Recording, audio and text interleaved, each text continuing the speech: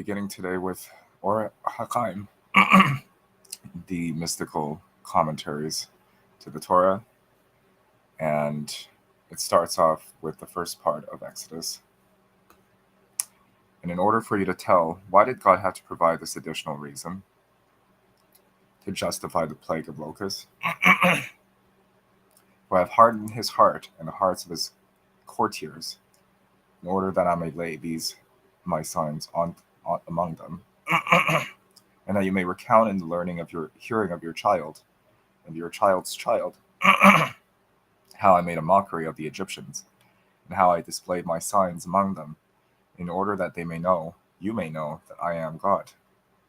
So why did he have to specify all these other reasons? Well, the commentary says, I believe that first and foremost, God wanted to make it plain that it was not his purpose to bring on the plague as an act of revenge on Pharaoh.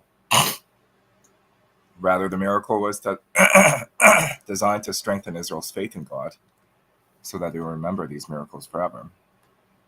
Not as an act of revenge primarily, but as an act that would be engraved in memory of the Israelites. And certainly that it did. This could be achieved only if God not only performed the miracle without hurting any Israelite by it, but that Pharaoh himself would be so impressed by the miracle that would also impress God's power on the minds of the Israelites in an unforgettable manner. The psychology of the aforesaid is demonstrated in the halakha in Chulin. This concerns a fetus found alive, or the pregnancy was incomplete or dead, if the pregnancy was complete, inside an animal after the mother animal has been ritually slaughtered. The question is, if the ritual slaughter of the mother animal made the fetus fit for consumption by Jews, without further ado, the Talmud discusses whether such an animal may be eaten without it being slaughtered, seeing that the onlooker may suspect the person eating it of committing a sin. It concludes that when this animal has been different in at least two exceptional ways, such as that it does not have a cloven hoof, everyone will remember what its origin has been, and one will not suspect someone eating it without having performed ritual slaughter as having committed a sin. Although God had demonstrated miracles which clearly proved his power, this would not have sufficed to make a lasting impression on the Israelites, unless he had at the same time proven that he distinguished miraculously between the guilty and the innocent, between the Israelites and the Egyptians, and that the miracles had hurt only the guilty parties. In other words, God had to make sure that his judgment was distinct between the righteous and the wicked. When God said, in order that you will tell your children and your children's children, etc., he meant that this would be assured only if he performed the miracles in such a way that only the Egyptians were seen to be hurt by them. The first impression would be created by how I wrought the plagues on Egypt. The second and more lasting impression would occur when the Israelites realized that what occurred was an outstanding miracle, even if the Egyptians had not been a factor at all. These combined experiences would prompt the Israelites to tell their children about what they had seen. The purpose of telling their children was so that you will know beyond doubt that I am the eternal God. All of this is quite clear, but the metaphor about the child, the fetus that is dead in the animal, that's not so clear. The Talmud discusses whether such an animal may be eaten without it being slaughtered. Once again, this is a question of a fetus found alive. If inside an animal, inside a cow, for example, or if it was dead, if the pregnancy was complete. So they found a dead animal after they ritually slaughtered the mother animal. The question is, if the ritual slaughter of the mother animal made the fetus fit for consumption by Jews. The Talmud discusses whether such an animal may be eaten without it being slaughtered, seeing that the onlooker may suspect the person eating it of committing a sin. It concludes that when this animal has been different in at least two exceptional ways, such as that it does not have a cloven hoof, Everyone will remember what its origin has been, and one will not suspect someone eating it without having performed ritual slaughter as having committed a sin. Although God had demonstrated, so everyone remember what its origin has been. One will not accept someone eating it without having performed ritual slaughter as having committed a sin. Without having committed ritual slaughter as committed a sin. So the slaughter may be compared to the punishment wrought upon the Egyptians, and the fetus that is subject to questioning about whether it needs to be ritual slaughtered again. Well, it has a level of leniency. The idea is that the animal may be eaten without it being slaughtered, seeing that the onlooker may suspect the person eating it of committing a sin. When this animal has been different in at least two exceptional ways, such as it does not have a cloven hoof, one of the criteria for kashrus, everyone will remember what its origin has been, and will not suspect someone eating it without having performed ritual slaughter as having committed a sin.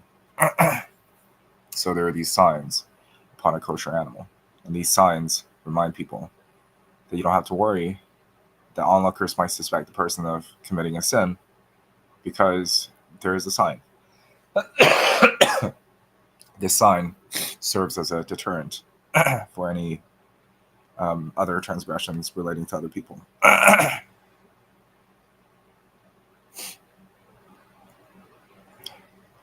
So verse 6, moreover, they shall fill your palaces and the houses of your courtiers and all of the Egyptians, something that neither your fathers nor fathers' fathers have seen from the day they appeared on earth to this day. With that he turned and left Pharaoh's presence. He turned and left Pharaoh's presence by not asking permission to leave Moses, demonstrated his lack of regard for this king, but once again reneged on his promise, even after he had proclaimed, God is righteous, and I and my people are sinners. Actually, the wicked Pharaoh repaid Moses for this slight when he had brought him back to the palace unceremoniously in verse 8. After the Pharaoh expelled Moses from the palace in verse 11, he was aware of his lack of deference when he begged Moses to pray for him again. I've sinned against the Lord your God, against you. He had never previously apologized to Moses, only to God. It seems like God is paying the aggressors of Moses measure for measure, that even a single slight is repaid with justice. How long will this one continue to be a snare for us? Pharaoh's servants were most certainly not prepared to let the Israelites depart, for the prophecy God had told Moses that he had hardened both the heart of Pharaoh and that of his servants would contradict such an assumption. All the servants had in mind was to ensure that the Israelites' departure would be such that they would be sure to return after having offered their sacrifices. Pharaoh had made conditions for the Israelites to leave under.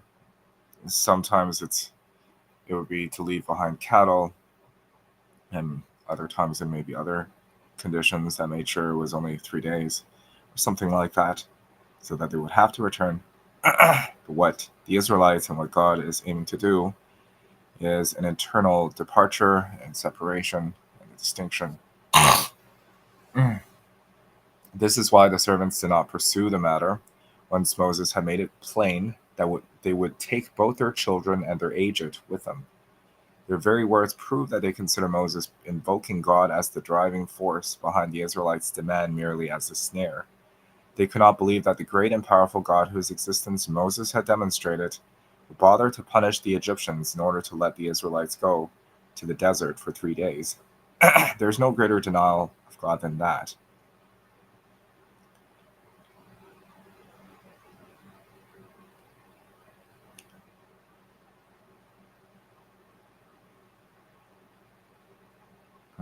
It seems like they did not believe in Moses invoking God. They were in denial that the great and powerful God that Moses had helped to demonstrate would bother to punish the Egyptians. And it's only for 3 days. Do you not know that yet that Egypt is about to be destroyed? They meant, why wait till after Egypt is destroyed before letting these people go? Let them go now. Why would the servants suddenly agree to take a chance of Egypt being destroyed after Moses had spelt out who was going to the desert? What made them keep their peace when they heard Moses' latest demand? In order to understand this, we must first explore what Pharaoh and his servants had thought initially. Is there anyone so foolish that he would risk all the discomforts, pains, and even danger of submitting to these plagues? Not only that, but these people had endured that their deities were smitten, their livestock killed, their crops ruined, and even they themselves came within an inch of destruction. Ordinarily, it would be considered unbelievable that there are people who are so stupid, referring to the Egyptians who, after so much has been destroyed, they were still in denial. Such is the nature of narcissists. Nevertheless, these people must have had some plausible reason to act in such a foolish fashion. Their behavior is all the more strange as God had not demanded from Pharaoh that he free the Israelites, but only that he should give them a 3-day vacation. It is true that I have written that Moses had never mentioned the 3-day limitation to Pharaoh, that he had only spoken about celebrating in the desert, not mentioning any time frame, and that the only ones who did mention 3 days were the peoples. This indicated that God had not demanded a total release of the Israelites.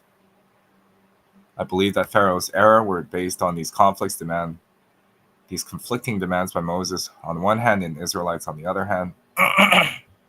There could be no question that the word of God was the truth. Pharaoh and his servants had to consider 2 possibilities. God did not desire a total departure of the Israelites, but only an absence of 3 days' travel to the desert.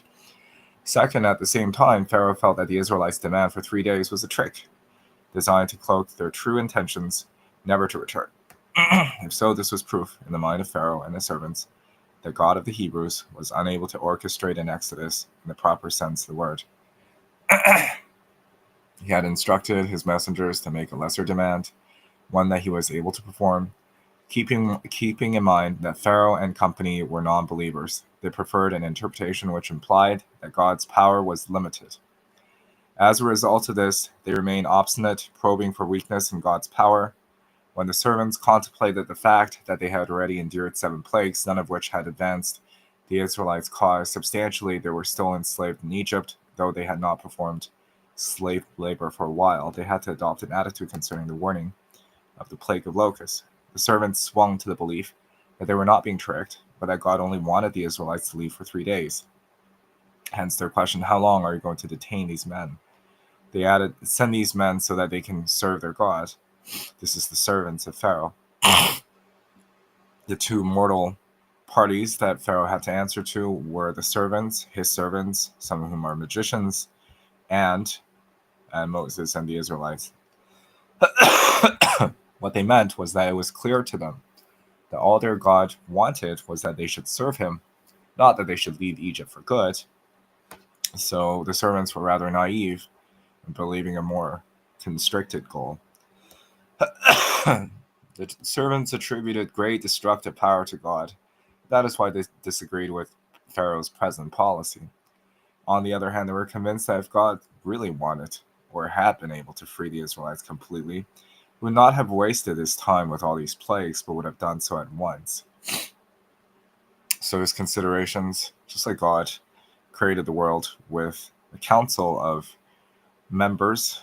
Some people believe they're angels. So to Pharaoh has a relationship here described with his servants. And his servants had particular considerations that were in the end proven to be unrealistic, but it was nonetheless likely to have been part of Pharaoh's ultimate consideration.